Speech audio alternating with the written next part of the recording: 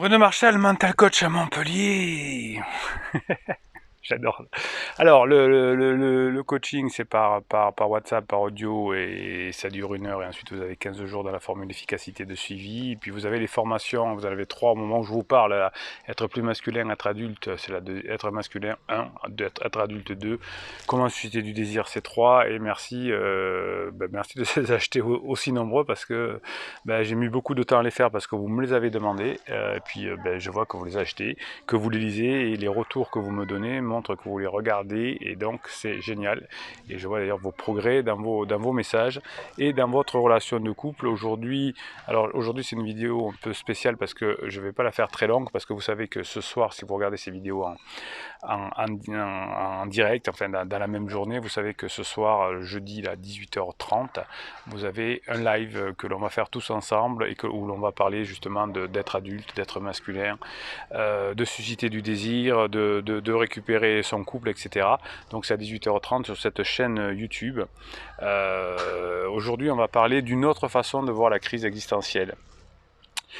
Je vous ai pris quelques notes parce que effectivement, ça marque beaucoup de personnes, soit que vous êtes en crise, soit que quelqu'un de proche, votre conjoint, est en crise, et on ne sait pas vraiment le régler. Et quand on est en couple, très certainement, très souvent, on peut aller jusqu'au divorce si on ne connaît pas les mécanismes, les siens, hein, de sa propre crise, ou ceux de son conjoint. Donc je vais vous expliquer ça. Alors, qu'est-ce que c'est une crise existentielle? C'est un mouvement psychique dont on ne se rend pas compte forcément, hein, sauf si on est très très malin. Alors j'ai pris quelques notes. On a la première moitié de sa vie qui est tournée vers l'extérieur, vers la construction. Donc on est accroché au regard des autres, au regard d'autrui, au regard de ses parents, de son conjoint, de ses enfants, des professeurs, de l'école, de son patron, etc. Donc pendant la première partie de sa vie, on fait une acquisition d'un statut social, de biens matériels, etc. Et puis on arrive à la grosse crise existentielle de milieu de vie qui a lieu entre 40 et 50 ans. Et là, on va opérer à un courant inverse qui est vers l'intérieur. Mais avant, eh bien, on va essayer de rétablir la constante qui est encore environnement, par un retour en arrière où on essaye souvent de changer son environnement, de revenir vers l'arrière, de rencontrer, de rencontrer des personnes plus jeunes que nous, de refaire la fête, etc., avant d'aller vers ce processus intérieur. Et d'ailleurs, il y a un peu les deux, parce que chez mes clients, il y a souvent des personnes en crise qui ont aussi une crise mystique, hein, qui vont dans la psychologie, qui vont dans la foi, etc., parce qu'on est un peu perdu entre les deux. Et donc on croit qu'on n'aime plus l'autre, parce que comme on est en souffrance, et que le bouc émissaire le plus facile est généralement son conjoint, voire ses enfants, et donc on croit que la souffrance vient de l'autre, et on lui dit je t'aime plus, et ça ravage chez l'autre, surtout s'il n'a pas vu ces vidéos et qu'il croit que c'est une réalité.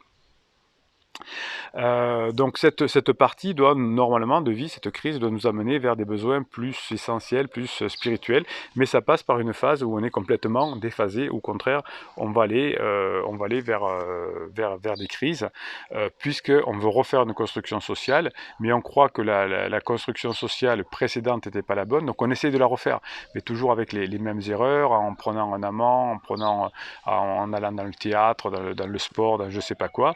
Et puis, on s'aperçoit que la solution n'est pas là, à son souffrance. Ça prend des mois, ça prend des semaines, ça prend des mois, ça prend parfois quelques petites années. Et puis, on s'aperçoit que finalement, le sens de notre vie, c'est plutôt d'aller vers l'intérieur. Ce n'est pas une évolution occidentale, parce que j'ai lu des textes tibétains qui prônent déjà à l'époque de faire un gros travail spirituel autour de la quarantaine, car c'est une période très perturbée de la vie. Et d'ailleurs, d'autres religions, mais aussi les sociétés, encadraient le mariage, puisqu'on savait que c'était des périodes très difficiles de la vie. Alors à l'époque, c'était au moment où les enfants partaient du couple, de la maison, et que le nid était vide, et donc on devait mettre des barrières pour ne pas qu'on fasse n'importe quoi. Donc au moment de la crise existentielle, il nous manque quelque chose. Je sais pas, c'est pas bien, il me manque quelque chose, je vais aller chercher, j'ai un manque. Et ce qui est essentiel au matin de notre vie, hein, quand on est né, le semble beaucoup moins à un moment donné. Et c'est pour ça que la personne que l'on a avec nous, que l'on désirait, on la désire plus, puisque comme on la désire, elle ne nous satisfait plus. Donc on a un moment, à ce moment-là, de vide et d'angoisse, et donc on est assez désagréable avec son conjoint, avec sa famille, etc. Et en gros, on saoule tout le monde. Est-ce que des personnes s'en rendent compte? Ça peut arriver, mais généralement, on ne prête pas trop attention à cette dynamique intérieure. On veut changer, on veut changer, on veut changer, on n'est pas bien, on veut changer, donc on veut changer de mari, on veut changer de maison, on veut changer d'environnement, on veut changer de boulot, mais le danger se situe là, c'est qu'on fait n'importe quoi souvent, et que c'est une forme d'appauvrissement qui nous attend, une dépression, une maladie. C'est pour ça que certains psys qui ne sont pas trop au courant, qui ne sont pas très bons là-dedans, confondent le côté crise existentielle avec une dépression, voire avec des moments borderline, etc. On réduit à ce moment-là le champ des possibles, c'est-à-dire que tout ce qu'on avait, on le réduit, on ne le veut plus.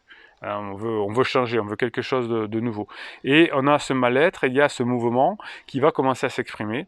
Et on a un nouveau personnage qui se crée, un personnage, on va dire, bidon, enfin construit, qui n'est qu'une fraction de soi, et qui va peu à peu se manifester et nous faire beaucoup souffrir et faire souffrir le conjoint.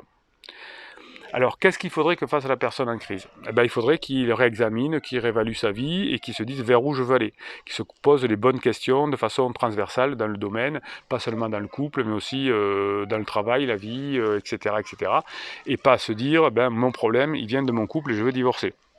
Il faudrait qu'ils se disent plutôt de quoi j'ai envie dans l'avenir et comment je vais le construire et avec qui, et donc le proposer à mon conjoint ou mon boulot.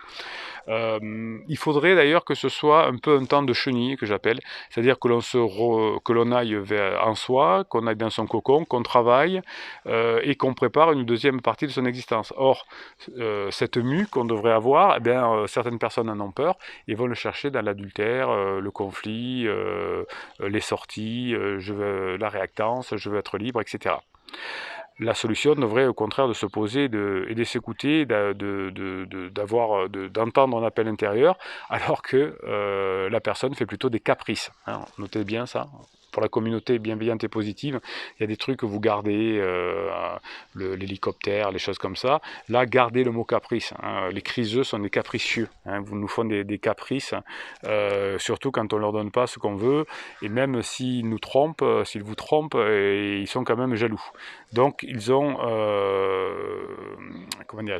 ils ont un petit peu cette peur de tout perdre parce qu'ils ne savent pas où on en est. Et puis, il va y avoir cette forme de caprice.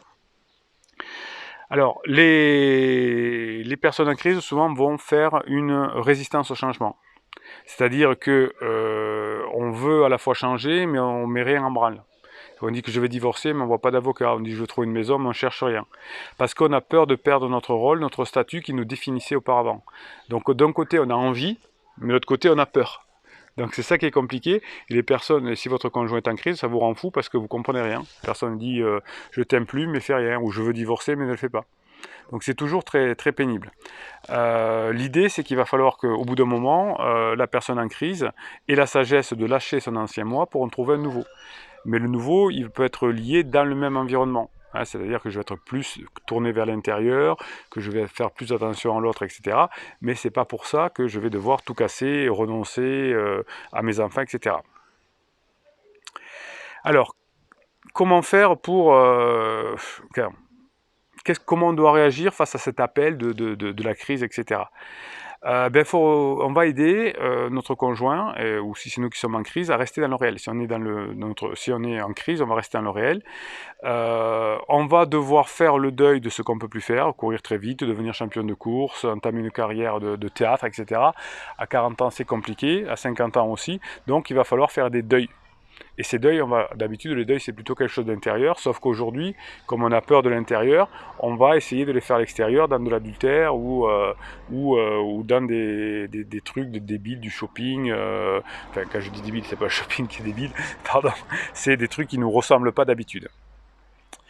On s'en sortira en rentrant dans l'ici, dans le maintenant. Hein, en acceptant notre vie telle qu'elle est aujourd'hui, c'est ce qui va à partir d'aujourd'hui nous ouvrir un champ des possibles.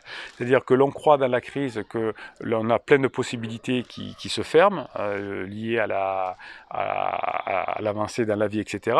Et puis on va se réveiller en disant mais aujourd'hui j'ai beaucoup plus de possibilités qu'avant parce que j'ai un mari qui est plus cool, j'ai des possibilités parce que je sais beaucoup de choses, mais pendant un moment on croit que la vie va au contraire va diminuer les champs du possible. Donc l'idée, ça va être d'aller vers une conscientisation, pardon, pleine et entière du soi. C'est-à-dire que la première partie de la vie, on était dans la lumière. Et puis on va laisser cette partie là où on est dans la lumière, où on veut briller, où on veut faire des bêtises, où on veut jouer, s'amuser, etc. Et on va, au lieu d'essayer de briller pour autrui, on va essayer de briller pour soi. Mais à un moment donné, comme on n'est pas bien, on va essayer de briller encore plus pour autrui. On va essayer de trouver des amants, des choses comme ça, des choses pour briller. Alors ensuite, on se posera à la sortie de la crise, quelle trace vais-je laisser, qu'est-ce que je vais transmettre, etc. Ça, c'est les bonnes questions à se poser. Mais vous voyez qu'en début de crise, on se dit, je vais divorcer parce que j'ai laissé à mon mari les meilleures années de ma vie, à mes enfants, je me suis sacrifié, disent beaucoup les personnes en crise, parce qu'ils se disent, quelle trace je vais laisser. Et au lieu de se dire, bon, mais maintenant, voilà la trace, je vais la construire, la marque, je vais la construire, eh bien non, on essaye de refaire comme on l'a fait avant, mais en moins bien. Et c'est pour ça que ça ne marche pas.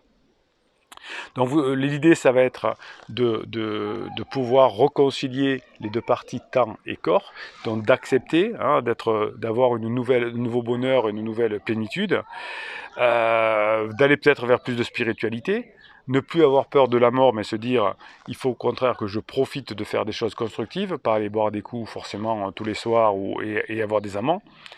Et on va à ce moment-là, une fois qu'on commencera à sortir de la crise, on va trouver une fondation intérieure, une assise beaucoup plus importante, et on va pouvoir à ce moment-là se retourner vers l'extérieur, mais après avoir fait ce cocon. C'est-à-dire que si je vais directement dans l'extérieur sans être passé par ce moment d'intériorité, eh bien je vais redéraper et je ne vais pas sortir de ma souffrance. Donc je ne me sens pas bien, je suis en souffrance, je reviens un peu dans mon monde intérieur, je réfléchis sur moi, je fais des formations, j'écoute des vidéos, je fais la méditation, etc. Et ensuite je ressors en ayant fait ma mue. Et je ne vais pas directement ressortir à l'extérieur tant que ce n'est pas fait. Sinon on se brûle. L'idée c'est de se dire que si on perd trop de temps à retourner dans le passé, à faire de la bringue, à avoir des amants, etc., bien on perd du temps pour les choses essentielles de la vie. Donc ça il faut l'avoir à tête quand on est en crise. On ne peut pas le dire à son conjoint en crise, hein, parce que sinon on va en conflit, mais le psy, le coach peut le dire. Donc l'idée, c'est qu'on ne vieillit pas, on continue de croître, mais on continue de croître différemment. On va s'individualiser, on va devenir plus fort, on va devenir meilleur, on va devenir plus artiste de sa vie. Et ça, il va falloir comprendre que si on veut tout casser, ça ne marche pas. Donc vous qui êtes le témoin de quelqu'un en crise, il va falloir faire en sorte que cette crise passe, laisser passer cette crise, et avoir le moins de conflits avec cette personne, parce que sinon ça se retourne contre nous.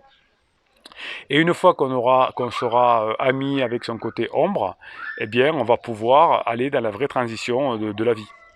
Mais ça, ce sera dans notre top. Donc si c'est vous, maintenant que vous avez compris le mécanisme, tout ce que va vous dire la personne en crise, je t'aime plus, je veux changer, etc., c'est juste parce que la vie d'avant est finie, et que la personne n'a pas la maturité pour dire, ben voilà, il faut que je passe dans une autre façon, et qu'ils disent, je vais changer ma vie, mais je veux retourner à avant.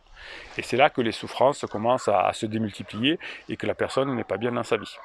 Voilà une autre vision de la crise. Je vous ai donné plein de versions de la crise. Vous savez que c'est mon truc, c'est de vous donner plein de versions pour que ça bouleverse votre cerveau et que vous compreniez, hein, que vous ne répondiez pas aux provocations, que vous compreniez le fonctionnement. Trop de couples sont en difficulté aujourd'hui parce que celui qui n'est pas en crise n'a pas la culture et croit que l'autre veut vraiment le quitter, etc., et que c'est une solution.